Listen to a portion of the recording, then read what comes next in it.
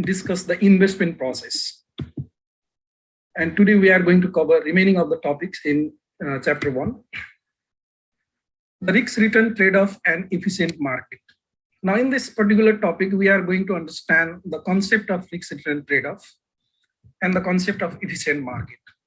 What is risk return trade-off? Or the risk return trade-off Q. So normally in investment theory, the concept of risk return trade-off is very frequently used. So according to this concept, normally what we say that any investment alternative that entails a high degree of risk must offer higher rate of return. कुनै पनि investment alternative को यदि high degree of risk चाहिँ त्यसमा छ भने त्यसले high return चाहिँ offer गर्नुपर्छ, हैन? So this concept is called risk return trade-off. Now to understand this concept, let us consider one situation. Suppose you are going to invest in shares of common stock issued by two companies. Let us say stock A and stock B. Now these two stocks have, you can say, equal degree of risk, but stock B offers higher rate of return. Okay, just to try to understand the situation. So we have two investment alternatives, stock A and stock B, issued by company A and B. And these two stocks have same degree of risk. You do it at a risk level same, sir. But they differ in terms of return. That means simply let us assume that the rate of return from stock B is higher than that of the rate of return from stock A. Now in this particular case, as an investor, which stock you are going to prefer? And naturally, we are going to prefer stock B. Your case, stock B like prefer also. Stock B is offering higher rate of return than stock A for a given level of risk. Beta risk level same udahari. Stock B le like body return there. That's why we are going to prefer stock B. Okay. Now in capital market, in stock market, particularly, many rational investors like you are going to prefer stock B because stock B is offering higher rate of return than stock A for the same level of risk. हामी जस्तै धेरै rational investors यदि मार्केटमा छ भने naturally नि त्यो इन्भेस्टर्सहरुले stock B लाई बढी प्रिफर गर्छ stock A लाई भन्दा. And as a result, what would happen? The demand of stock B increases in the market. Okay, stock B को demand से market में बढ़ना था. भनेको अर्थ stock B को buying pressure बढ़छ market में. जब market में buying pressure बढ़ना थाल्छ, stock B को price के हुन थाल्छ त? यसको price चाहिँ घट्न थाल्छ, घट्दै जान्छ. अनि घट्दै जाँदाखेरि जबसम्म स्टक बी ले अफर गर्ने रिटर्न भनेको त्यसको रिस्कसित कन्सिस्टेन्ट हुँदैन त्यो लेभलसम्म रिटर्न घट्दै के रे प्राइस घट्दै जान्छ, हैन? त यसरी हामीले यो एउटा इक्विलिब्रियमको स्टेटमा पाउँछौँ. अब यसको एक अपोजिट कन्डिसन हेरौँ त. If two stocks have same rate of return but they differ in terms of risk, हैन? रिस्कको टर्म्समा यदि फरक छ भने which one we are going to prefer? So we are going to prefer the investment alternative with lower level of risk or the given level of return. अब यहाँनिर के कुरा बुझ्नु पर्यो भन्दाखेरि investors either prefer the stock with or asset with higher rate of return for a given level of risk, or he or she will prefer the investment alternative with lower risk for a given level of return. हैन? यो दुईटा कन्डिसनलाई ख्याल गर्नु पर्यो. Return को level same हुँदाखेरि low risk भएको investment अल्टरनेटिभलाई उले प्रिफर गर्छ. रिस्क को लेभल सेम हुँदाखेरि उले हाई रिटर्न भएको इन्भेस्टमेन्ट अल्टरनेटिभलाई प्रिफर गर्छ. त्यसले भन्न खोजेको के भन्दाखेरि investors generally attempt to minimize risk for a given level of return or to maximize return for a given level of risk. Okay, अब यस्तो प्रकारको कन्सेप्टलाई हैन, this relationship between risk and return is called the risk return trade off. यसैलाई हामीले risk return trade अफको concept भन्छौँ. And fundamentally, the concept of risk return trade-off simply states the relationship between risk and return. And it simply spells out the relationship between risk and return in such a way that any investment alternative with higher level of risk must provide higher rate of return in the stock market, in the capital market, to induce the investor.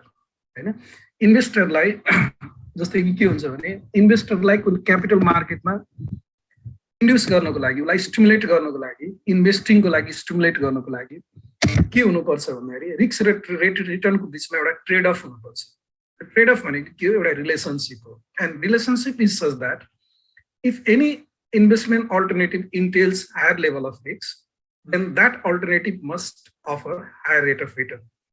Then only this can motivate the investors for investing. So stock market or financial market normally play key role in adjusting prices of securities and establish the relationship between risk and return. Security को price लाई adjustment गर्नको लागि financial मार्केटले एउटा महत्त्वपूर्ण भूमिका खेल्छ हैन त्यसबाट हामीले रिस्क रिटर्नको एउटा ट्रेड अफ मेन्टेन हुन्छ जस्तै अघि मैले भने नि if you are preferring, let us say, if you and many of the rational investors are preferring a stock with higher rate of return for a given level of risk, then the buying pressure of the stock will increase. हैन यो स्टकको buying pressure मार्केटमा के हुन्छ बढ्छ जब मार्केटमा buying pressure बढ्छ त्यो स्टकको प्राइस चाहिँ के हुन थाल्छ त अनि बढ्न थाल्छ हैन स्टकको प्राइस पनि बढ्न थाल्छ भनेपछि यसरी रिस्क र रिटर्नको मतलब रिलेसनशिपलाई भनौँ न रिलेसनशिपलाई एउटा ट्रेड अफमा ल्याउने सन्तुलनमा ल्याउने ब्यालेन्समा ल्याउने काम चाहिँ फाइनान्शियल मार्केटले गरेको हुन्छ हैन so this is what about risk return trade off. Now let us understand what is efficient market. Cost market like family efficient market whenever we talk about the efficient market, then according to the efficient market hypothesis there may be different degree of the market efficiency, right? Strongly efficient market, right? Weakly efficient market, इसको विभिन्न प्रकारको मतलब degree of efficiency हुन्छ but generally efficient market भनेको के हो so efficient market normally refers to the capital market or stock market whatever you say or financial market in which the price of the securities reflect all the possible information quickly and accurately. Okay, जस्तै के हुन्छ भने all possible information भनेको के हो भन्दाखेरि there may be some information about the company issuing securities, right? There may be some information in the macroeconomic environment of the country, right?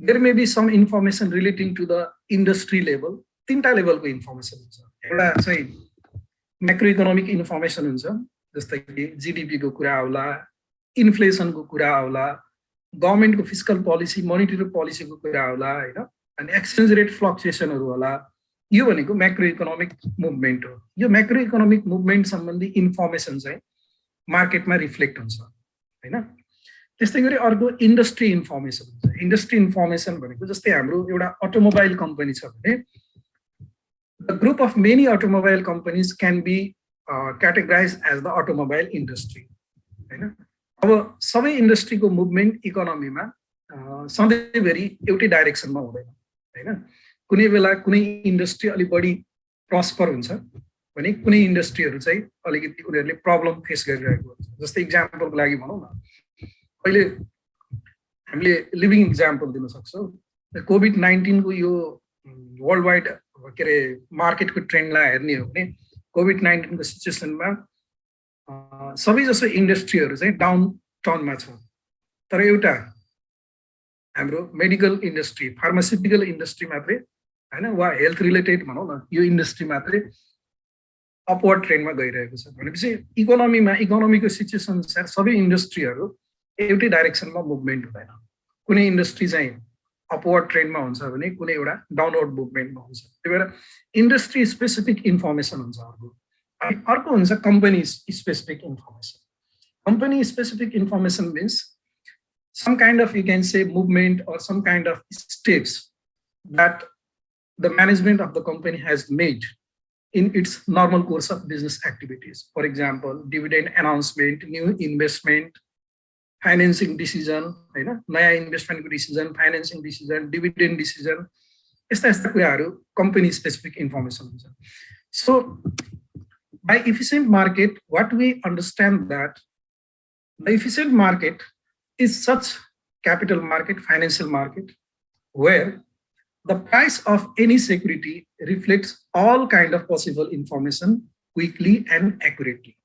हैन सबै प्रकारको पोसिबल इन्फर्मेसनलाई क्विकली र एक्युरेटली सेक्युरिटीको प्राइसमा रिफ्लेक्ट हुने मार्केटलाई हामीले के भन्छौँ एफिसिएन्ट मार्केट भन्छौँ जस्तै एक्जाम्पलको लागि when new piece of information arise in the market and if it gives the positive signal then security price will increase हैन एउटा नयाँ piece of information आयो त्यो इन्फर्मेसन भनेको म्याक्रो इकोनोमिक इन्फर्मेसन होला इंडस्ट्री लेवल को इन्फर्मेसन होला company specific information होला अब त्यो इन्फर्मेसन मार्केट में आउने बित्तिकै यदि त्यो इन्फर्मेसन चाहिँ पोजिटिभ छ भने सेक्युरिटी को प्राइसले त्यसलाई रिफ्लेक्ट गर्छ कि investors quickly you can say or security price quickly reflect such information positive information by bidding of the price हैन अनि त्यस्तै गरी यदि नेगेटिभ पिस अफ इन्फर्मेसन आयो भने के हुन्छ त नेगेटिभ पिस अफ इन्फर्मेसन आउने बित्तिकै त्यो सेक्युरिटी प्राइस चाहिँ घट्छ त्यसकारणले यो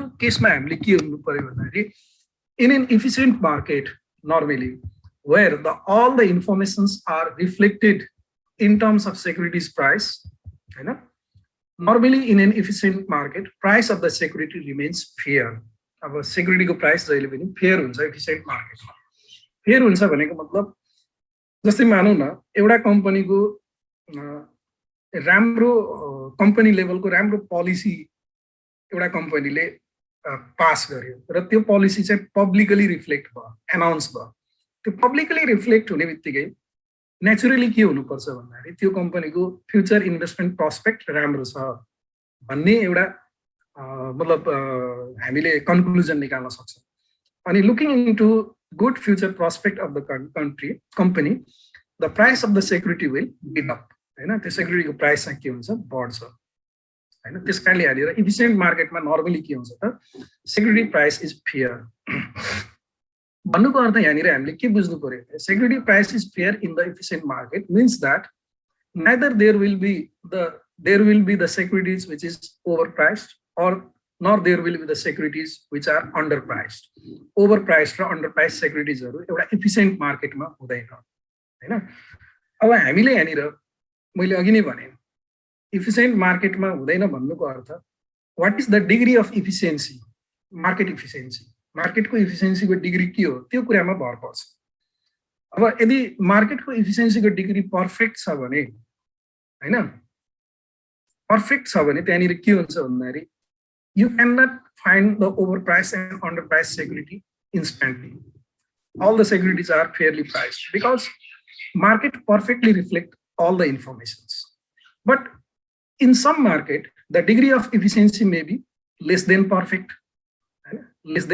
हुन सक्छ कतिपय मार्केटहरुमा less than perfect भयो भने त्यहाँनिर के हुन्छ भन्दाखेरि you may find some kind of disequilibrium in the security price but for the time being त्यो disequilibrium भनेको केही समयको लागि मात्र हुन्छ जति जति मार्केटको डिग्री इफिसिएन्सीको डिग्री चाहिँ जति जति लो हुन्छ त्यति नै के हुन्छ भन्दाखेरि मिसप्राइसिङ को के रे ड्युरेसन चाहिँ लामो हुन्छ मिसप्राइसिङ को ड्युरेसन भनेको अर्थ सेक्युरिटी को प्राइस चाहिँ फेयर नहुने जुन लेन्थ अफ टाइम हुन्छ नि अनफेयर प्राइस हुने लेन्थ अफ टाइम चाहिँ लङ्गर हुन्छ कस्तो मार्केटमा डिग्री अफ इफिसिएन्सी लो भएको मार्केटमा र डिग्री अफ इफिसिएन्सी हाई भएको मार्केटमा चाहिँ के हुन्छ भन्दाखेरि सेक्युरिटी मिसप्राइसिङ हुने लेन्थ अफ टाइम त्यति नै सर्ट हुन्छ र जति मार्केटको इफिसिएन्सी हाई हुन्छ वा भनौं न यदि मार्केटको इफिसिएन्सी पर्फेक्सनमा पुग्यो भने you do not find any securities that are overpriced or underpriced just security price remains fair हैन अब यस्तो हुनुको कारण के हो भन्दाखेरि नर्मली हामीले हेर्छौं कि मार्केटलाई इफिसिएन्ट बनाउने कसले हो who makes the market more efficient or what are the factors determining the market efficiency there are many factors determining the market efficiency but among them one of the most fundamental factor is the presence of knowledgeable investors in the market rational investors in the market अब एउटा मार्केटमा rational इन्भेस्टरहरुको presence कति छ त्यो उनीहरुको in terms of number भनौं न संख्याको आधारमा कति र्यासनल इन्भेस्टरहरू मार्केटमा प्रेजेन्स छ, त्यसैले नै मार्केटको इफिसियन्सीको डिग्रीलाई के गरेको हुन्छ, बढाइरहेको हुन्छ। जस्तै के हुन्छ भने मार्केटको इफिसियन्सी लो हुनुको कारण मध्ये एउटा कारण के हो भन्दाखेरि absence of the rational investor in the market. मार्केटमा र्यासनल इन्भेस्टर्सहरूको एब्सेन्स हुनु नै मार्केटको इफिसियन्सीको डिग्री कम हुनु हो। अब र्यासनल इन्भेस्टरको एब्सेन्स कम हुनुको मतलब के हुन्छ भने उनीहरूको जेनरल जुन एउटा बाई एन्ड सेलको रुल हुन्छ नि, उनीहरूले त्यो बाई एन्ड सेलको रुलको अपोजिटमा ट्रेडिङ गर्छ। अनि रुलको अपोजिटमा ट्रेडिङ गर्ने हुनाले त्यहाँनिर सेक्युरिटीको प्राइसमा हुने फ्लक्चुएसन भनेको एमलेस फ्लक्चुएसन हुन्छ, हुनुपर्ने फ्लक्चुएसन नभएर एमलेस फ्लक्चुएसन हुन्छ। र त्यो भनेको खास गरी केले गाइड गर्छ भन्दाखेरि normally it is a kind of greed and fear on the part of investor हैन। इन्भेस्टरमा यदि ग्रिड र फियर छ, उसले र्यासनली सोच्दैन क्या, ऊ केबाट मोटिभेट हुन्छ भन्दा नि ग्रिड र फियरबाट मोटिभेट हुन्छ। जस्तै कि नर्मल रुल के हो भने कुनै पनि मार्केटमा एसेटको प्राइस यदि इन्क्रिज हुँदै गएको छ भने सेल इट, यसलाई बिक्री गर्नु भन्ने बुझिन्छ हैन। यदि कुनै पनि सेक्युरिटीको प्राइस त्यसको फेयर प्राइस भन्दा बढी हुँदै गएको छ भने यसलाई सेल इट भन्ने हो हैन। र कुनै पनि सेक्युरिटीको प्राइस चाहिँ त्यसको फेयर प्राइस भन्दा कम छ भने त्यसलाई बाई इट भन्ने, त्यसलाई किन्नु भन्ने हो। That is the rational decision making behavior of the investor. But what we think that many of the investors, we observe many of the investors do not behave rationally in this way. यस्तो rationally धेरै इन्भेस्टर्सहरूले behave गर्दैन। अब कुनै सेक्युरिटीको price fair price भन्दा एकदमै माथि गइसकेको छ तर उसले बेच्दैन। किन बेच्दैन? ग्रिडको कारणले बेच्दैन। अझै माथि जान्छ कि अझै माथि जान्छ कि अझै माथि जान्छ कि भनेर उसले बेच्दैन। त्यस्तै गरी कुनै सेक्युरिटीको प्राइस चाहिँ फेयर प्राइस भन्दा एकदम बिलो छ, फेयर प्राइस भन्दा एकदम बिलो छ, उसले सेक्युरिटी किन्दैन हैन। उसले सेक्युरिटी त्यस्तो बेलामा किन्नु पर्ने हो हैन। अझै घट्छ कि भनेर किन्दैन, अझै घट्छ कि भनेर किन्दैन। भनेपछि यो प्रकारको बिहेभियरले के गर्छ भन्दाखेरि हाम्रो सेक्युरिटी मार्केटको इफिसियन्सीलाई, क्यापिटल मार्केटको इफिसियन्सीलाई, फाइनेन्सियल मार्केटको इफिसियन्सीलाई घटाउँछ। अब एउटा इफिसियन्ट मार्केटमा के हुन्छ भने the investors are knowledgeable and investors are competitive हैन। they rationally involved in buy sell decision in the financial market. they actively analyze the securities हैन। उनीहरूले सेक्युरिटीलाई एक्टिभली एनालाइज गरेको हुन्छ, टेक्निकल एनालिसिस गरेको हुन्छ, फन्डामेन्टल एनालिसिस गरेको हुन्छ। टेक्निकल एनालिसिस र फन्डामेन्टल एनालिसिसबाट आएको इन्फर्मेसनको आधारमा उसले के गर्छ त ट्रेड गर्छ हैन। अनि त्यसरी ट्रेड गर्ने हुनाले यो र्यासनल इन्भेस्टरको प्रेजेन्सले नै मार्केटलाई के गर्छ त, मार्केटलाई इक्विलिब्रियमको नजिक लिएर जान्छ। यदि कुनै पनि मार्केट यदि फुल्ली र्यासनल इन्भेस्टर्सहरू मात्र छ भने त्यहाँनिर के हुन्छ, मार्केट जहिले पनि इक्विलिब्रियममा हुन्छ। र त्यो इक्विलिब्रियम मार्केटमा there is no profitable opportunities for the investors. Profitable opportunities भन्नुको अर्थ यहाँनिर एबनर्मल प्रफिटेबल अपर्च्युनिटिज हुँदैन भन्न खोजेको हैन। प्रफिटेबल अपर्च्युनिटी नहुने भए कम्पनी किन ट्रेड गर्ने, के अरे किन इन्भेस्टमेन्ट गर्ने भन्ने हुन्छ हैन। कम्पनी स्पेसिफिक पर्फर्मेन्सको आधारमा प्रफिटेबल अपर्च्युनिटी हुने कुरा एउटा हो हैन। तर एबनर्मल प्रफिटको अपर्च्युनिटी चाहिँ हाइली इफिसियन्ट, पर्फेक्टली इफिसियन्ट मार्केटमा हुँदैन हैन। This is what we need to understand about the market efficiency. अब यहाँनिर एउटा कुरा के छ भन्दाखेरि if the market is efficient हैन, इफ मार्केट इफिसियन्ट छ भने what kind of investment strategy the investors should follow in a highly efficient market? यदि मार्केट एकदमै इफिसियन्ट छ, डिग्री अफ इफिसियन्सी एकदमै हाई छ भने त्यस्तो हाई डिग्री अफ इफिसियन्सी भएको मार्केट, अर्थात् यसरी भनौँ न पर्फेक्टली इफिसियन्ट भएको मार्केटमा, if the market is perfectly efficient, then what should be the investment strategy of the investor? Normally in an efficient, perfectly efficient market, the investor should choose passive investment strategy हैन। किनभने perfectly efficient मार्केटमा abnormal profit को chance हुँदैन। When there is no chance of abnormal profit, then it is meaningless to waste your time and resources doing security analysis actively. जब त्यहाँनिर abnormal प्रफिटको chance हुँदैन भने perfectly इफिसिएन्ट मार्केटमा हामीले सेक्युरिटी एनालिसिसमा आफ्नो time and resources खर्च गर्नु कुनै मतलब लजिकल हुँदैन। त्यही भएर त्यस्तो बेलामा हामीले प्यासिभ इन्भेस्टमेन्ट स्ट्राटेजी एप्लाई गर्छौँ। अब यो प्यासिभ इन्भेस्टमेन्ट स्ट्राटेजी भनेको के हो भन्दाखेरि just you are going to hold the well diversified portfolio without spending your resources for security analysis, and mostly holding the well-diversified portfolio in a perfectly efficient market can be possible through the investment in mutual fund, investment in exchange traded fund, investment in index fund. विभिन्न प्रकारको portfolio अपर्च्युनिटीहरू हुन्छ। Mutual फन्डले दिन्छ, exchange traded फन्डले दिन्छ, ETF हुन्छ हैन, index फन्डहरूले दिन्छ। त्यस्तो फन्डहरुमा हामीले लगानी गर्ने, तिनीहरू वेल डाइभर्सिफाइड पब्लिक पोर्टफोलियो। तर यो सबै प्रकारको पब्लिक पोर्टफोलियो नेपालमा एभाइलेबल छैन। नेपालमा खालि म्युचुअल फन्ड मात्र छ, एक्सचेन्ज ट्रेडेड फन्डहरु, इन्डेक्स फन्डहरु छैन। इन्डियामा छ, बम्बे स्टक एक्सचेन्जमा ट्रेडिङ हुने ट्रेड गर्ने इन्स्टिट्युसनल इन्भेस्टर्सहरु, म्युचुअल फन्ड कम्पनी, इन्भेस्टमेन्ट कम्पनीहरुले index fund, exchange traded fund, mutual fund सबै अफर गरेको छ। त्यस्तोमा हामीले इन्भेस्टमेन्ट गर्न सक्छौं। त्यो भनेको के हो भन्दाखेरि if the market is perfectly efficient, there is no possibility of abnormal gain to the investors. Therefore, it is not rational for the investor to spend time and resources for the security analysis. Rather, adopt passive investment strategy and invest through some well-diversified public portfolio offered by some investment company. This is what we need to understand. Our active investment strategy कस्तो छ? Active investment strategy कस्तोमा मतलब के हुन्छ भन्दाखेरि मतलब suitable हुन्छ भने यदि मार्केटको इफिसिएन्सीको डिग्री लो छ भने त्यहाँनिर एक्टिभ इन्भेस्टमेन्ट स्ट्राटेजी सुइटेबल हुन्छ। when the degree of market efficiency is low, less than perfect, then there is a chance of abnormal gain, abnormal rate of return kamaउने chance हुन्छ। So when there is a chance of abnormal rate of return, then you must actively involve in security analysis.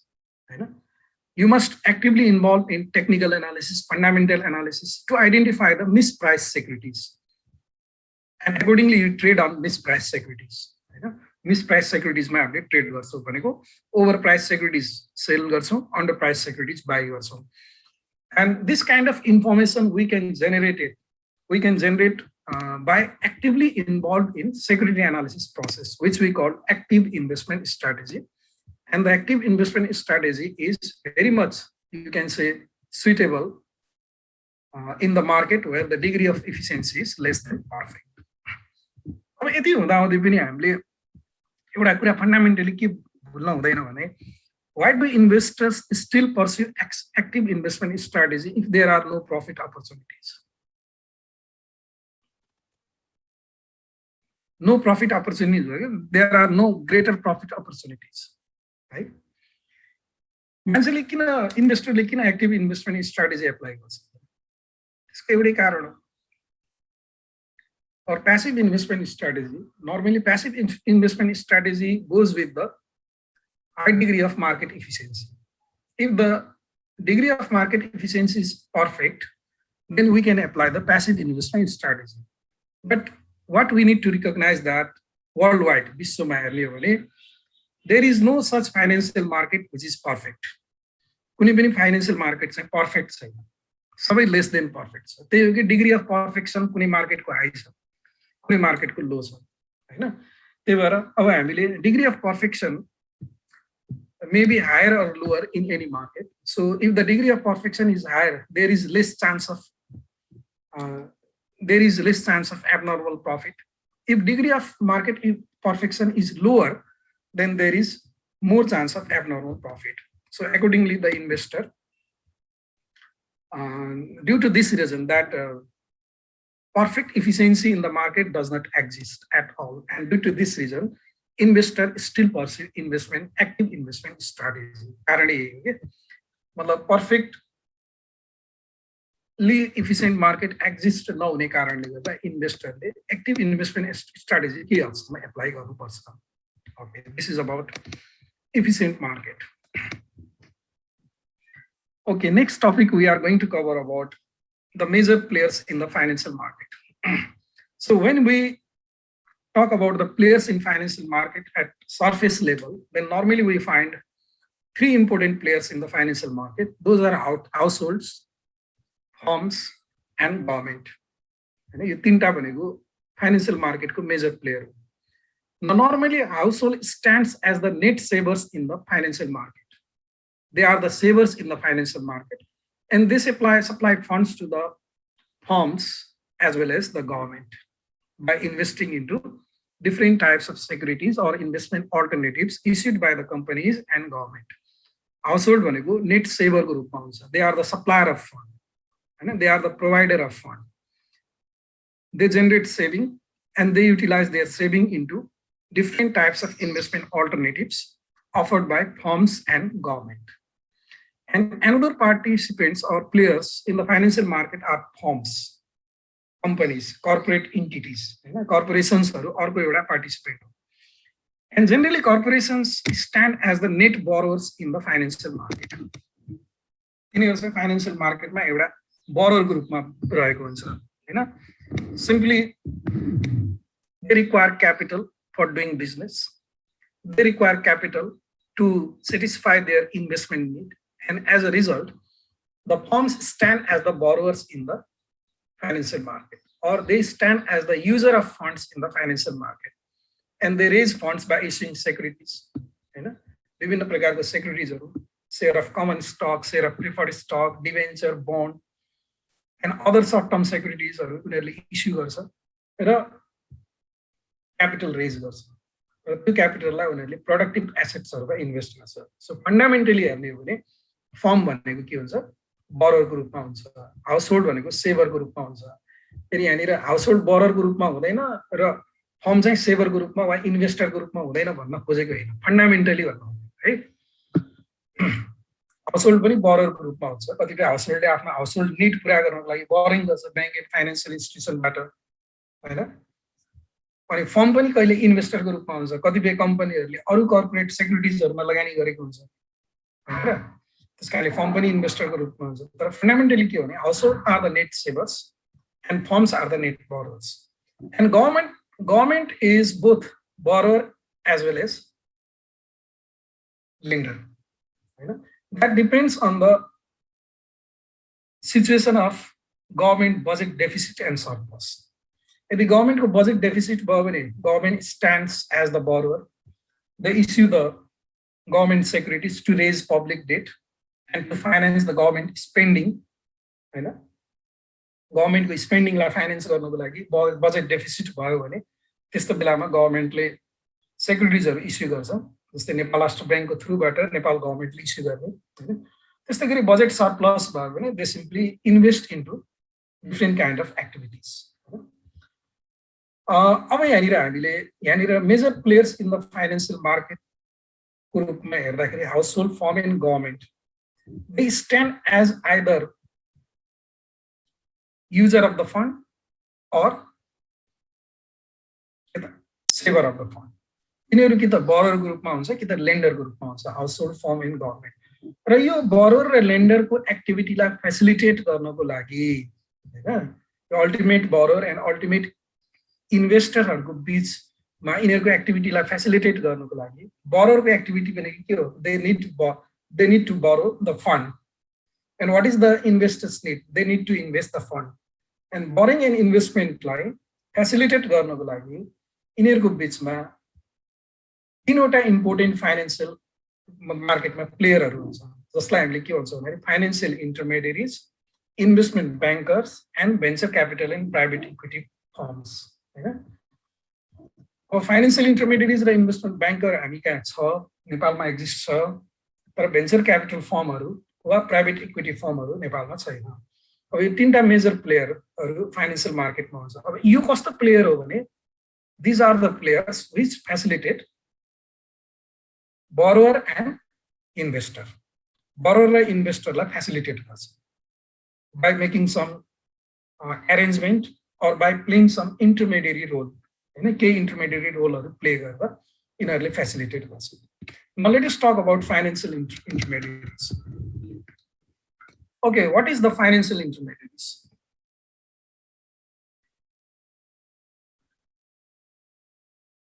Financial intermediaries are normally the institutions which facilitate the movement of funds from savers to the users.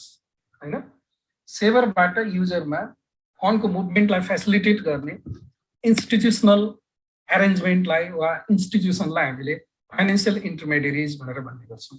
Okay, अब हेरौँ है यहाँनिर. अब कुनै पनि financial मार्केटमा हामीले if you are going to make the financing arrangement or investment arrangement, then there are two ways that we can involve in investment and financing through the financial market. One is called direct financing, another is called indirect financing. Right? In case of direct financing, what happens? You simply supply the funds directly by buying securities offered by the companies in the primary market. And primary market ma विभिन्न कम्पनीहरुले offer गरेको सेक्युरिटिजहरुमा fund supply गर्छौं, invest गर्छौं, directly invest गर्छौं हैन. So this is what we call direct financing हैन. तर डाइरेक्ट फाइनेन्सिङको केही लिमिटेशन्सहरु छ. लिमिटेशन के हो भनेपछि as an individual saver your saving may be too small to buy securities. That means you may not be able to form well diversified portfolio of the securities due to the lack of investable fund.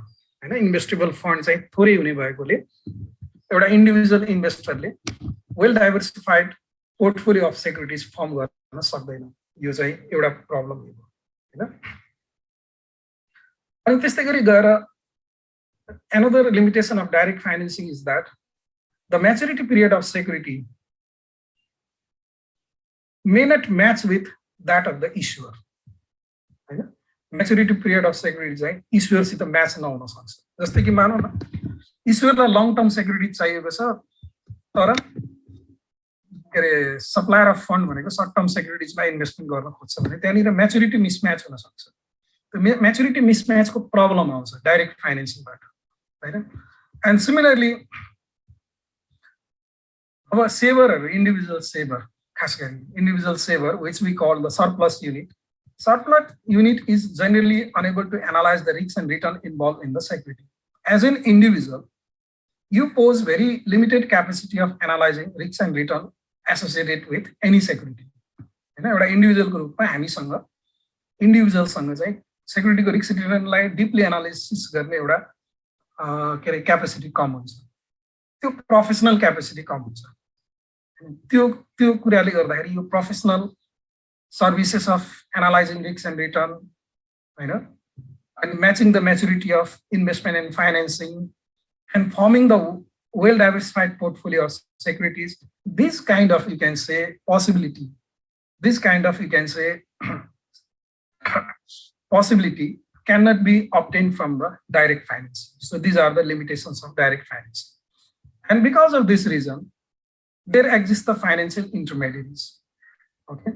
So financial intermediaries normally exist to eliminate these limitations of the direct financing. So financial intermediaries, use of financial intermediaries is a way of indirect financing. Financial intermediaries को यदि हामीले प्रयोग गर्छौं भने त्यो भनेको के हो त इनडाइरेक्ट फाइनेन्सिङ को वे हो. कसरी भन्दाखेरि you provide your funds to the financial intermediaries by the way of, you can say, deposit, by the way of investing in the investment account offered by the financial intermediaries. You provide the fund, and fund accumulated from different saver and investor will be utilized by the financial intermediaries into different kind of. You are not able to form the well diversified portfolio. But in indirect financing, when you provide your funds to financial intermediaries, then financial intermediaries make a pool of saving, make a pool of investment, so that well diversified portfolio can be formed. Similarly, in direct financing, you face the problem of mismatch, maturity mismatch.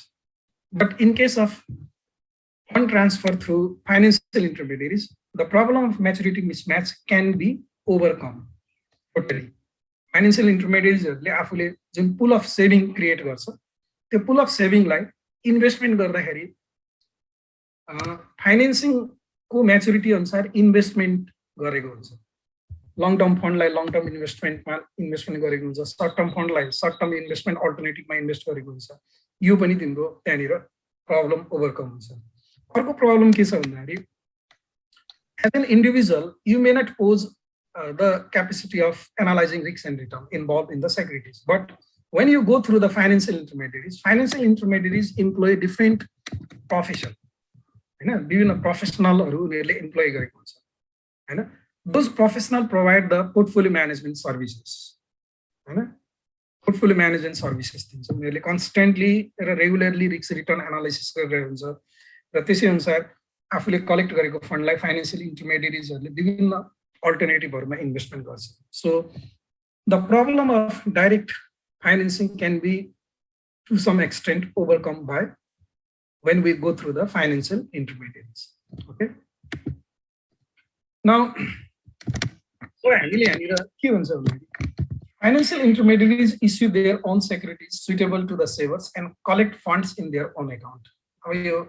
Securities issue garcha bhane जस्तै commercial bankहरुले deposit account offer गर्छ, insurance companyहरुले insurance policies हरु offer गर्छ, pension fund ले विभिन्न प्रकारको pension स्किमहरु offer गर्छ हैन, mutual फन्डले विभिन्न प्रकारको म्युचुअल फन्डको स्किमहरु अफर गर्छ हैन। त्यसरी उनीहरुले के गरेको हुन्छ त सेक्युरिटी इस्यु गरेको हुन्छ हैन। अनि they lend it by buying the securities of the deficit unit and bear the risk. अब उनीहरुले यसरी कलेक्सन गरेको फन्डलाई डेफिसिट युनिटमा इन्भेस्टमेन्ट गर्छ। त्यसकारणले हामीले के बुझ्नु पर्यो भन्दाखेरि financial intermediates basically facilitate the fund transfer process. जस्तै कि you can take the example of banks, finance companies, insurance companies, investment companies, pension funds, mutual funds, so on. These are the financial intermediaries that facilitate transfer of funds from surplus unit to deficit unit by providing risk diversification service, risk return analysis service, and maturity matching service. You can financial intermediaries offer. Okay. अब यो इन्टरमिडिएट्स involve भयो भने त्यसलाई हामीले indirect financing भन्छौँ। That is the funds of saving unit goes to the deficit unit by financial intermediates. Financial इन्टरमिडिएट्सको थ्रुबाट saving युनिटको फन्ड चाहिँ डेफिसिट युनिटमा के हुन्छ ट्रान्सफर हुन्छ। This kind of you can say financing is called indirect financing. Okay, another major player of financial market is the investment banker. So normally investment banker is the specialized institution, right? That facilitate in the process of security issuing in the primary market. Primary market ma security issuing process ma इनहरुले सहयोग गरेको हुन्छ। त्यस्तो इन्स्टिट्युसनलाई हामीले investment banker भन्ने गर्छौँ हैन। They act as intermediary between issuers and the ultimate purchaser of securities हैन। जस्तै कि तिमीहरूले हेर्ने गर्छौ नि त, अब कुनै कम्पनीले आइपिओ अफर गर्यो भने त्यो आइपिओ को इस्यु म्यानेजर को छ भनेर इस्यु म्यानेजर तोकेको हुन्छ। इस्यु म्यानेजरले इन्भेस्टमेन्ट ब्याङ्करको काम गरेको हुन्छ हैन। That means they simply facilitate in the security offering process to the issuing company in the primary market. Primary मार्केटमा इस्युइङ कम्पनीलाई सेक्युरिटी अफरिङ प्रोसेसमा फेसिलिटेट गर्ने काम इन्भेस्टमेन्ट ब्याङ्करले गरेको हुन्छ। अब नर्मली इन्भेस्टमेन्ट ब्याङ्करको चारवटा रोल हुन्छ। एउटा एडभाइजिङ भनेको कुनै कम्पनीलाई सेक्युरिटी इस्यु गर्न छ भने अब मार्केटको स्टडी गर्ने हैन, what type of security should be issued त्यसको स्टडी गर्छ हैन। त्यस्तै गरी गएर in what amount the security offering should be placed, कति अमाउन्टको सेक्युरिटी अफरिङ गर्ने, and beside that they also help in setting the offering price of सेक्युरिटीको अफरिङ प्राइस कति राख्ने त्यो कुरामा पनि हेल्प गर्छ। नेपालमा त यो हेल्प गर्नु पर्दैन, किनभने नेपालमा कति इस्यु गर्ने भन्दाखेरि अब पब्लिक इन्भेस्टरको लागि छुट्याएको के अरे ट्रेड अफ क्यापिटल जति हो त्यति इस्यु गर्ने भन्ने हुन्छ। कति रुपियाँमा इस्यु गर्ने भन्दाखेरि जेनरली इन 100 रुपियाँ भन्ने हुन्छ। अब बुक बिल्डिङ सिस्टमबाट आइपिओ आउँदैछ हैन। अब बुक बिल्डिङ सिस्टमबाट आइपिओ आउँदाखेरि त्यहाँनिर यो इन्भेस्टमेन्ट ब्याङ्करहरूको रोल चाहिँ अब इम्पोर्टेन्ट हुन्छ, खास गरी अफरिङ प्राइस सेट गर्नुको लागि। कति अफर प्राइस सेट गर्ने, 120 मा बेच्ने कि 200 मा बेच्ने कि 250 मा बेच्ने कि, त्यो होइन। त्यो मात्र नभएर जस्तै कि सेक्युरिटी इस्यु गर्दाखेरि रजिस्ट्रेसन प्रोसेसबाट जानुपर्छ होइन। रेगुलेटिङ एजेन्सी हुन्छ कुनै पनि कन्ट्रीमा सेक्युरिटी मार्केटको, जस्तै कि नेपालमा सेक्युरिटिज बोर्ड अफ नेपाल छ, नेपाल धितोपत्र बोर्ड। त्यहाँ चाहिँ हामीले रजिस्ट्रेसन प्रोसेसबाट जानुपर्छ। त त्यो रजिस्ट्रेसन प्रोसेसमा पनि उनीहरूले हेल्प गर्ने काम गर्छ। त्यही भएर एडभाइजरी रोल चाहिँ एउटा इन्भेस्टमेन्ट ब्याङ्करको। अर्को अन्डरराइटिङ रोल हुन्छ। अन्डरराइटिङ रोल भनेको यो चाहिँ रिस्क टेकिङ रोल हो, रिस्क बेरिङ रोल हो। यदि इस्युइङ कम्पनीको entire issue of securities can not be sold in the primary market, then investment banker as an underwriter assume the risk of not selling the securities. Security भनेको समयमा बिक्री नभएर जुन नोक्सान हुने चान्स हुन्छ नि इस्युहरूलाई, त्यो रिस्क भनेको टोटली इन्भेस्टमेन्ट ब्याङ्करले एज्युम गर्छ। तर त्यो रिस्क एज्युम गर्नको लागि इन्भेस्टमेन्ट ब्याङ्करसित एउटा एग्रिमेन्ट गर्नुपर्छ, जसलाई हामीले अन्डरराइटिङ एग्रिमेन्ट भन्छौँ होइन। If you involve in underwriting agreement with investment banker, then investment banker also work as the underwriter, and in its underwriting function what it does, it takes the guarantee of any kind of loss which may arise due to not selling entire lot of securities in the primary market. And similarly distribution को काम पनि गर्छ भनेको security को distribution गर्ने हैन। अनि market making को काम गर्छ। मार्केट मेकिङ को काम भनेको जब सेकेन्डरी प्राइमरी मार्केटमा सोल्ड अफ भएर सेकेन्डरी मार्केटमा ट्रेडिङ हुन्छ नि, सेकेन्डरी मार्केटमा सेक्युरिटीको प्राइसलाई एमलेस फ्लक्चुएसन हुन नदिनको लागि हैन, डिमान्ड र सप्लाईलाई कन्ट्रोल गर्नको लागि उनीहरूले मार्केट मेकिङको फङ्सन गर्छ। अब नेपालमा मार्केट मेकिङको फङ्सन गर्ने त्यस्तो इन्स्टिट्युसनहरू त छैन हैन। स्टक डिलरसम्म आएको छ, त अब स्टक डिलरले अहिले मार्केट मेकिङको फङ्सन चाहिँ गर्न सुरु गरेको छ। के अरे नागरिक स्टक डिलर भनेको थाहा छ नि, सिटिजन इन्भेस्टमेन्ट ट्रस्टको सब्सिडायरी कम्पनी नागरिक स्टक डिलर भनेर स्टक डिलरको इन्ट्री भएको छ। अब यसले मार्केट मेकिङको काम पनि गर्ने भनिरहेको छ, तर अहिले सुरु गरिसकेको छैन। अब एउटा कुरा के ध्यान दिनु पर्यो भन्दाखेरि इन्भेस्टमेन्ट ब्याङ्कर भनेको neither they are investor nor they are banker. त्यो इन्भेस्टर पनि होइन, ब्याङ्कर पनि होइन है। एक्चुअली इन्भेस्टमेन्ट ब्याङ्कर भनेको फाइनेन्सियल इन्टरमिडिएरिज होइन भन्नु खोज्छ। त्यो इन्भेस्टर होइन भन्नुको अर्थ के भन्दाखेरि they do not invest their own fund, so that they are not investor, but they are also not banker because they do not involve in financial intermediary function right? They do not issue their own securities and create liabilities in their account, which financial intermediaries do. Just the bank le afni securities issue garcha ra liability create garcha bhaneko arth deposit account offer garcha ra deposit liability create garcha. Insurance companies le insurance policy offer garcha ra insurance policy ma unharule liability create huncha. Testo काम investment banker le गर्दैन। So investment banker simply helps in fund transfer process in between of, you can say, issuer of the securities and the investor. Investor को र issuer को बीचमा issuer को security लाई investor सम्म issue गर्ने काममा एउटा हेल्प गरेको हुन्छ फन्ड ट्रान्सफर प्रोसेसमा। अब नेपालमा इन्भेस्टमेन्ट ब्याङ्कर छ कि छैन भन्दाखेरि नेपालमा चाहिँ एउटै कम्पनीले इन्भेस्टमेन्ट ब्याङ्करको काम पनि गरेको छ र त्यही कम्पनीले इन्भेस्टमेन्ट कम्पनीको काम पनि गरेको छ। त्यस्तो कम्पनी धेरै पाउँछ। मैले एउटा इक्जाम्पल लिन्छु, global capital limited, global IME capital market छ नि हैन। ग्लोबल क्यापिटल लिमिटेडले चाहिँ इस्यु म्यानेजरको रूपमा काम गर्छ। विभिन्न कम्पनीहरूको सेक्युरिटी आइपिओको रूपमा इस्युलाई फेसिलिटेट गर्छ। यो रोल भनेको उसको इन्भेस्टमेन्ट ब्याङ्क हो। अब यो ग्लोबल क्यापिटल मार्केटले फेरि विभिन्न प्रकारको म्युचुअल फन्ड स्किमहरू अफर गरेको छ भनेपछि म्युचुअल फन्ड स्किम अफर गर्नु भनेको उसको इन्भेस्टमेन्ट कम्पनीको रूपमा काम गरेको छ। यहाँनिर अब के अरे फङ्सनहरू चाहिँ ब्लेन्डिङ भएर इम्प्लिमेन्ट भएको छ कि नेपालमा धेरै छ। Now, next player in the financial market is venture capital and private equity firm.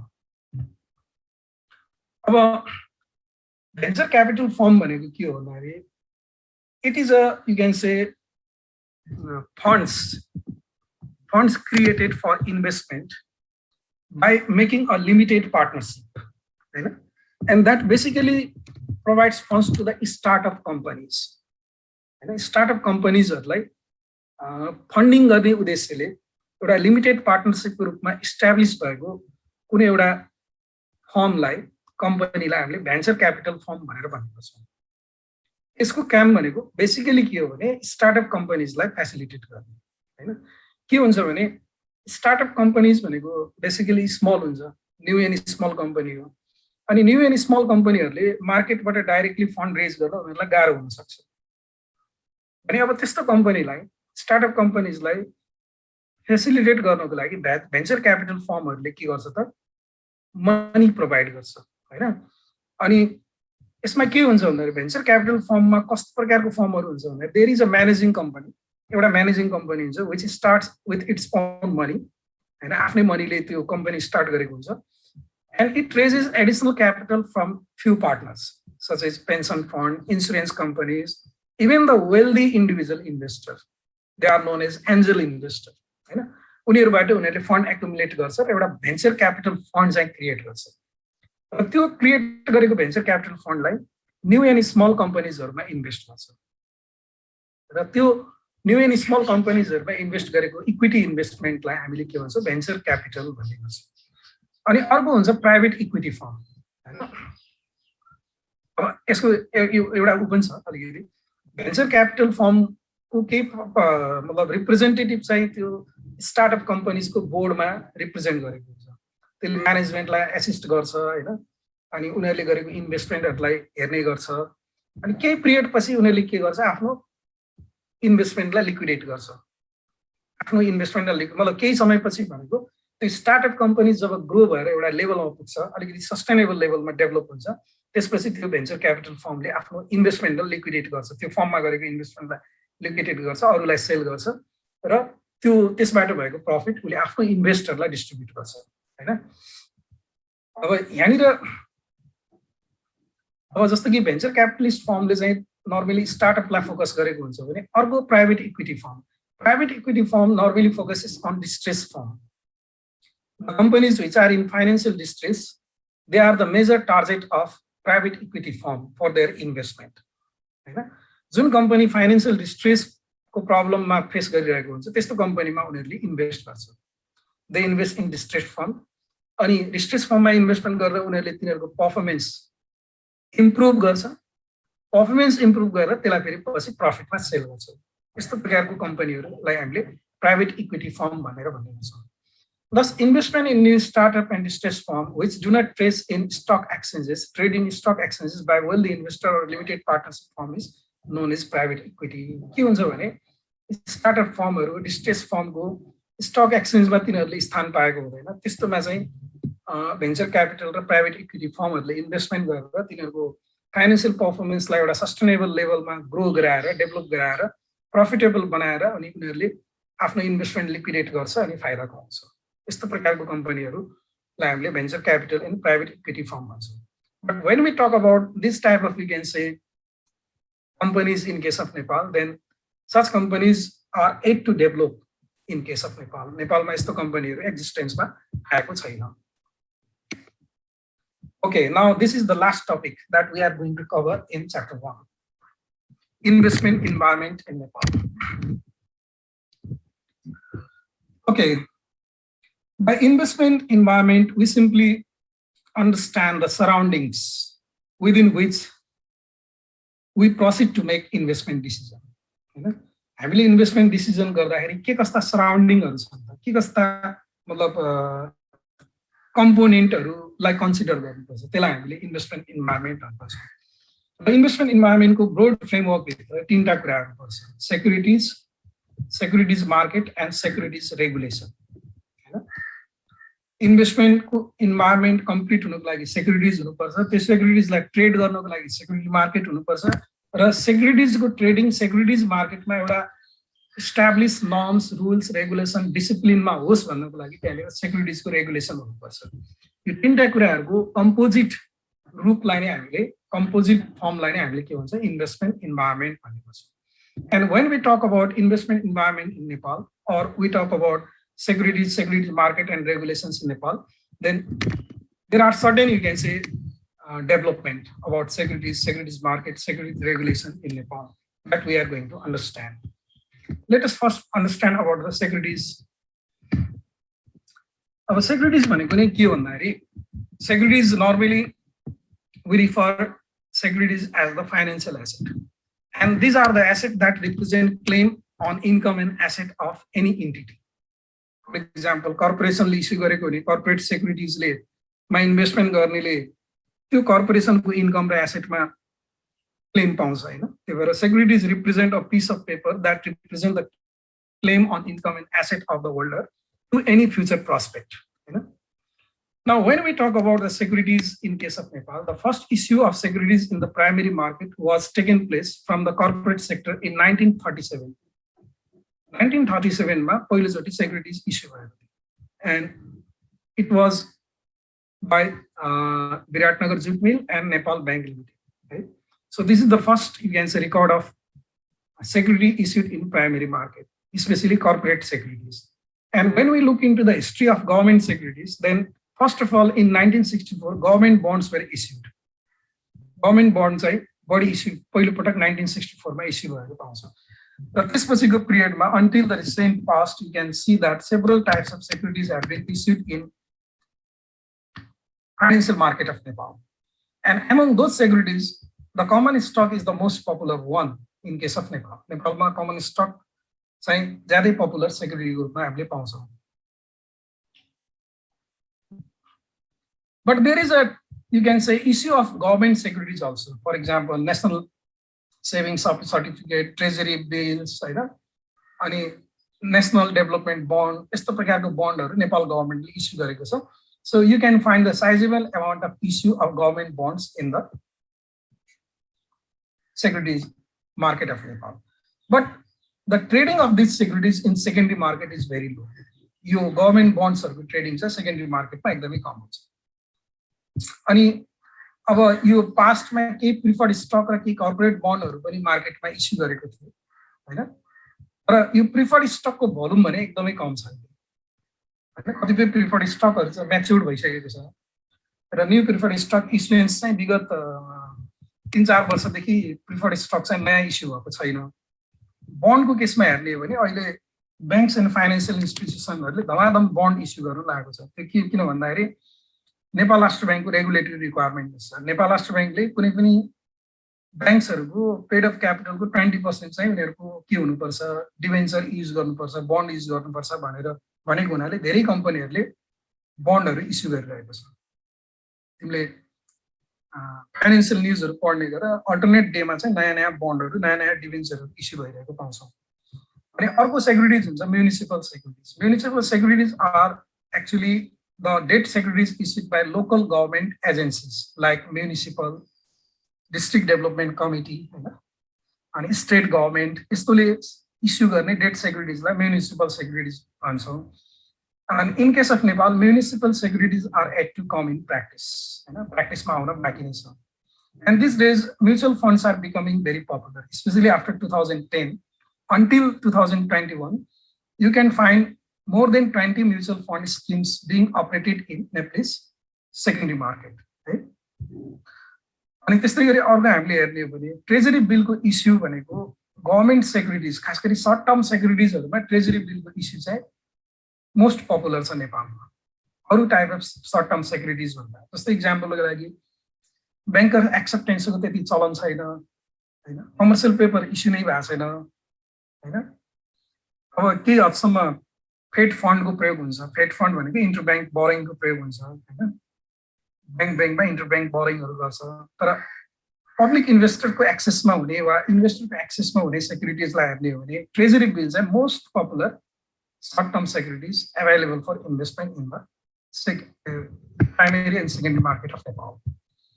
Now, if we look into these securities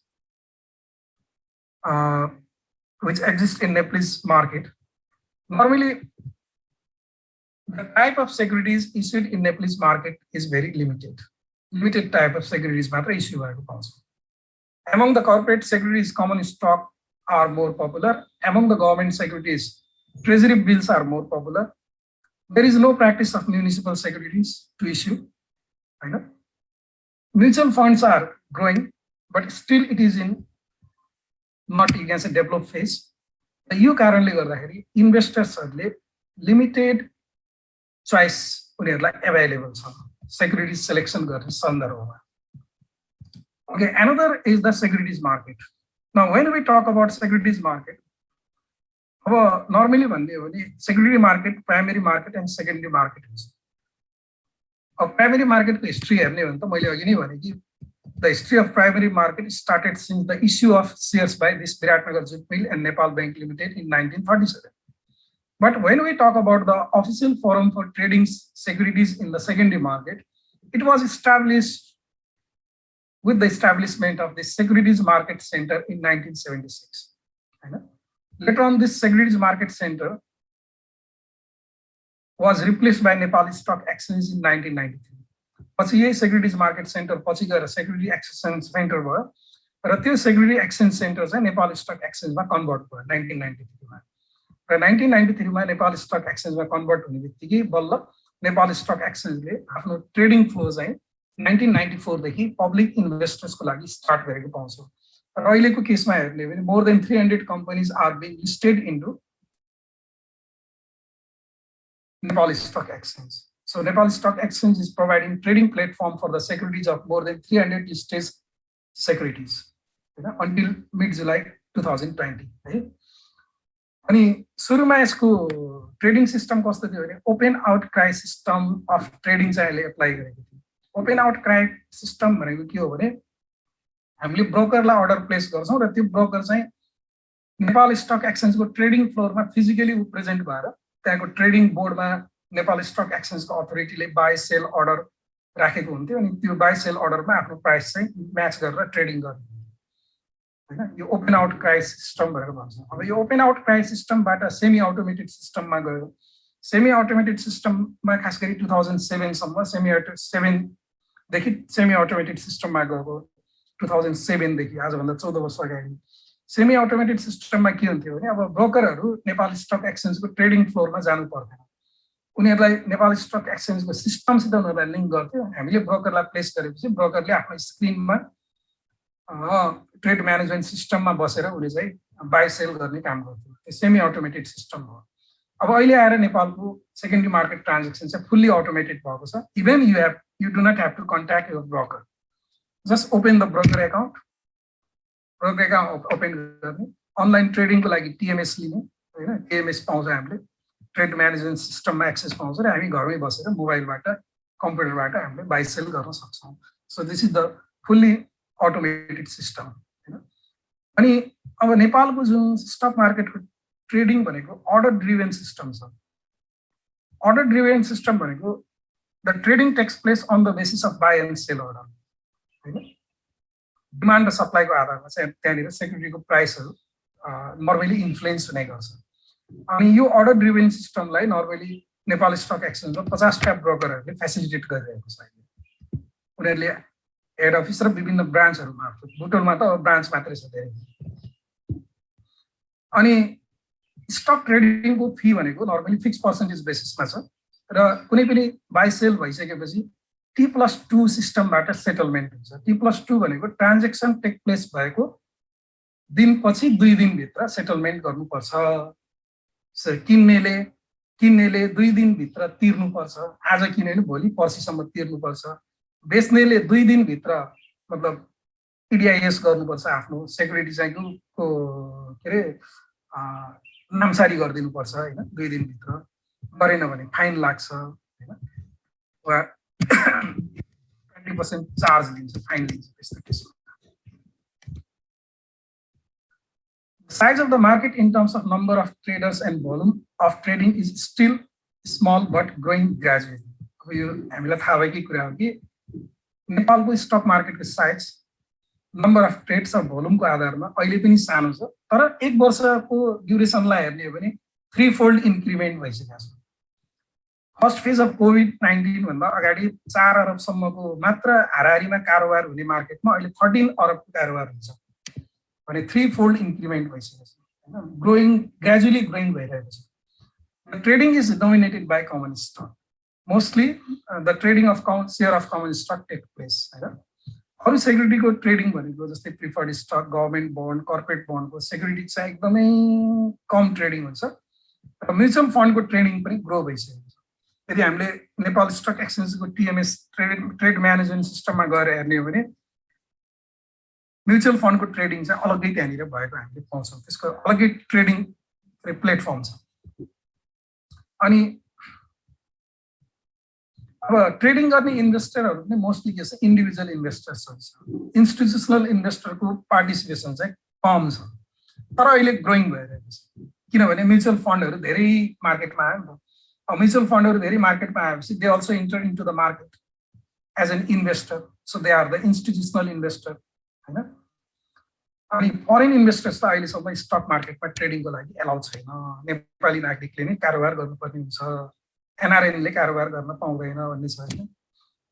त्यो पनि आउँदैछ, अब एनआरएनलाई पनि एक्सेस दिने पोलिसीहरू आउँदैछ। अब अर्को कुरा हामीले के हेर्छौँ भन्दाखेरि नेपालको स्टक मार्केटमा इन्फर्मेसनको डिसेमिनेसन एकदमै विक छ, सूचनाको प्रसारण एकदमै कमजोर छ र टेम्पर्ड छ कि मान्छेले हट टिप्समा ट्रेडिङ गर्छ, इन्फर्मेसनको भ्याबिलिटी नै छैन होइन। अनि इन्भेस्टर्सहरू बेसिकली टेक्निकल एनालिसिसमा नै उनीहरू बढी इन्भल्भ हुन्छन् र धेरै कम इन्भेस्टरले मात्र कम्पनीको फन्डामेन्टल र इकोनोमीको फन्डामेन्टलको एनालिसिस गरेर इन्भेस्टमेन्ट गर्छ होइन। अनि डिलर मार्केट भनेको पास्टमा तिम्रो गभर्मेन्ट सेक्युरिटिजमा मात्रै लिमिटेड थियो, तर अहिले सिटिजन इन्भेस्टमेन्ट ट्रस्ट नेपाल के अरे नागरिक लगानी कोषलाई एउटा सब्सिडारी कम्पनी नागरिक स्टक डिलरको रूपमा स्थापना गर्ने एउटा अपर्च्युनिटी दियो र गत यो लास्ट राउन्डदेखि चाहिँ नागरिक स्टक डिलरले नेपालको स्टक मार्केटमा स्टक डिलरको रूपमा काम गरिरहेको छ है। यो भयो। अनि नेपालमा ओभर द काउन्टर मार्केट छैन, ओभर द काउन्टर मार्केट पनि नेप्सेले नै रन गरिरहेको छ। अनि नेपालको सेक्युरिटी मार्केटको डेभलपमेन्टमा सर्टेन मुभलाई हेर्ने हो भने establishment of CDS and clearing company, जसले हामीलाई डिमेटलाइजको फेसिलिटी होइन, सेटलमेन्ट एन्ड क्लियरिङको फेसिलिटी दिन्छ, त्यो भयो। त्यस्तै गरी क्रेडिट रेटिङ एजेन्सीको रूपमा इक्रा नेपाल जस्तो इन्स्टिट्युसनहरूको डेभलपमेन्ट चाहिँ एउटा माइलस्टोन साबित भएको छ। अनि अब यही हो, अब यही कुराहरूमा अब सेक्युरिटिज मार्केटको यही ब्याकड्रपमा हामीले नर्मली डिसिजन लिनुपर्ने हुन्छ। अब अर्को लास्ट कम्पोनेन्ट छ सेक्युरिटिज मार्केट रेगुलेसन। अब कुनै पनि सेक्युरिटी मार्केटमा सेक्युरिटिजहरूको ट्रान्जेक्सन विभिन्न पार्टिसिपेन्ट्सहरूको बिचमा हुन्छ र तिनीहरूको ट्रेडिङलाई चाहिँ अलिकति एउटा डिसिप्लिन बनाउनको लागि establish norms rules and regulation अन्तर्गत ट्रेडिङ होस् भन्नको लागि त्यहाँनिर केही सर्टेन सेक्युरिटी मार्केट रेगुलेसन्सहरू चाहिँ हुन्छ। अब खास गरी के हुन्छ भने मार्केटमा मार्केट प्लेटफर्म हुन्छ, एउटा Nepal stock exchange market platform हो, त्यसको रेगुलेसन हुन्छ। रेगुलेसनको रूपमा हामीसँग सेक्युरिटिज एक्ट 2007 छ। पहिला यो सेक्युरिटिज एक्ट 1984 थियो, अहिले 2007 ले रिप्लेस गरेको छ। अनि त्यसपछि रेगुलेटर हुन्छ, रेगुलेटर भनेको seven, securities board of Nepal. यो तीनटा ले चाहिँ सेक्युरिटिज मार्केटको रेगुलेसन्सलाई एउटा मोनिटरिङ वा त्यसले अपरेट गरेको हुन्छ।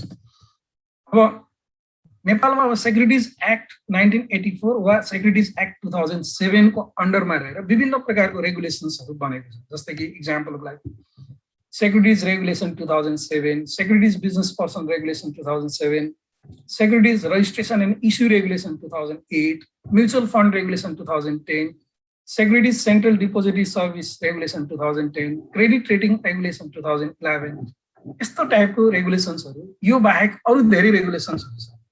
यो सबै रेगुलेसन्सहरूको मतलब एउटा इम्प्लिकेसन के हो भने they are necessary for, you can say, regulate the market, to make the market more disciplined, to make the market well governed, well governed बनाउनको लागि यो रेगुलेसन्सहरू चाहिन्छ। Besides, many bylaws, guidelines and circulars have been put in place. अब बेला बेलामा securities बोर्डले विभिन्न प्रकारको बायोलजहरू, सर्कुलरहरू, गाइडलाइनहरू प्रकाशन गरेको हुन्छ हैन। अब हामीले यहाँनिर के देख्छौँ भन्दाखेरि सेक्युरिटिज बोर्ड अफ नेपालको इस्टाब्लिसमेन्ट र विभिन्न प्रकारको सेक्युरिटिज रेगुलेसन्सहरूले हाम्रो नेपालको सेक्युरिटी मार्केटलाई एउटा अर्डरमा ल्याउनको लागि कन्ट्रिब्युसन गरेको छ हैन। तर पनि यति हुँदा हुँदै पनि कहिलेकाहीँ जस्तै यो रेगुलेसन्समा भएका रेगुलेटरी प्रोभिजनहरूको इम्प्लिमेन्टेसन गर्ने क्रममा चाहिँ त्यहाँनिर कहिलेकाहीँ कम्प्लेनहरू देखिन्छ हैन। जस्तै कि इक्जाम्पलको लागि भनौँ इनसाइडर ट्रेडिङ को केस भयो हैन, अनि इन्भेस्टर राइटहरु भायोलेसन हुने खालको एक्टहरु भयो, मतलब एक्टिभिटिजहरु भयो, त्यो कुराहरु चाहिँ कहिलेकाहीँ यो सेक्युरिटी मार्केटमा देखिएको हुन्छ। अब यो नै हो खास गरी सेक्युरिटीज मार्केट रेगुलेसन सम्बन्धी कुरा। Okay, with this today I am going to conclude chapter 1 and today's class also. अब बाँकी हामी भोलि पढौँला च्याप्टर 2 मा। मैले यो स्लाइड्सहरु तिमीहरुलाई मेल गरिदिन्छु है त।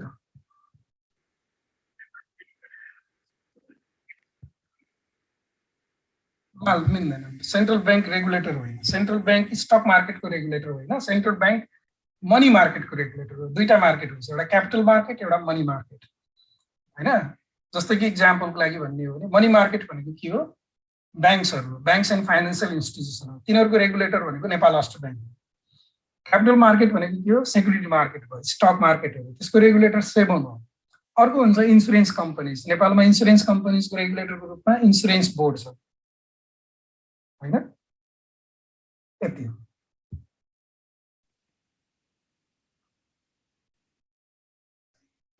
के भनेको त्यो भन्न खोजेको के हस्तक्षेप हुँदैन।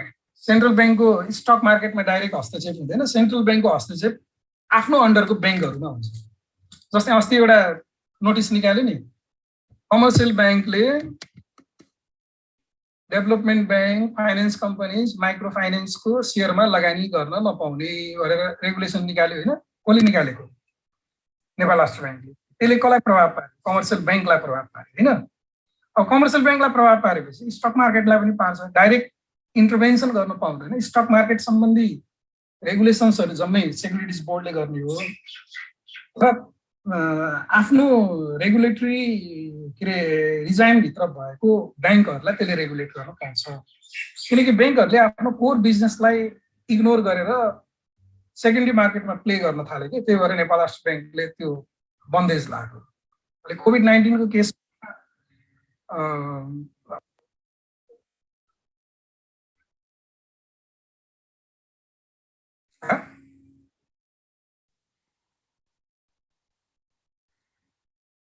अहिले त्यो अर्कै कुरा भयो। ग्लोबल बैंक भनेको ग्लोबल आइएमएफ बैंक भयो, त्यो नेपाल राष्ट्र बैंकको अन्डरमा छ। अनि ग्लोबल आइएमएफ क्यापिटल लिमिटेड भनेको त्यो बैंक होइन, त्यो चाहिँ सेक्युरिटीज बोर्डको अन्डरमा हुन्छ। ग्लोबल आइएमएफ क्यापिटल लिमिटेड बुझ्यो नि। प्रभु बैंक भनेको बैंक भयो, अनि प्रभु क्यापिटल लिमिटेड भनेको क्यापिटल मार्केट इन्टिटी भयो, त्यो चाहिँ सेक्युरिटीज बोर्डको अन्डरमा हुन्छ। दुईटा अलग कुरा हो। सब्सिडारी कम्पनी हो, तर प्रभु क्यापिटल लिमिटेड चाहिँ उसको सेक्युरिटीज बोर्डको अन्डरमा हुन्छ रेगुलेसनमा। प्रभु बैंक चाहिँ नेपाल राष्ट्र बैंकको रेगुलेसन हुन्छ। मेगा बैंक लिमिटेड छ, क्यापिटल लिमिटेड छ। हजुर हो, यस। मैले अघि नै भने नि, यो इस्यु म्यानेजर हो कि वास्तव क्यापिटल लिमिटेड भनेको, तर तिनीहरूले म्युचुअल फन्ड स्किम पनि चलाइरहेको छ। त्यो चलाउन दिएछ नेपालमा, अलग्गै म्युचुअल फन्ड डेभलप नभएको हुनाले है। ल अहिले यसलाई यति गरौँ है त। 36 अरू त गयो होला धेरै, 27 जना। ल बाई बाई।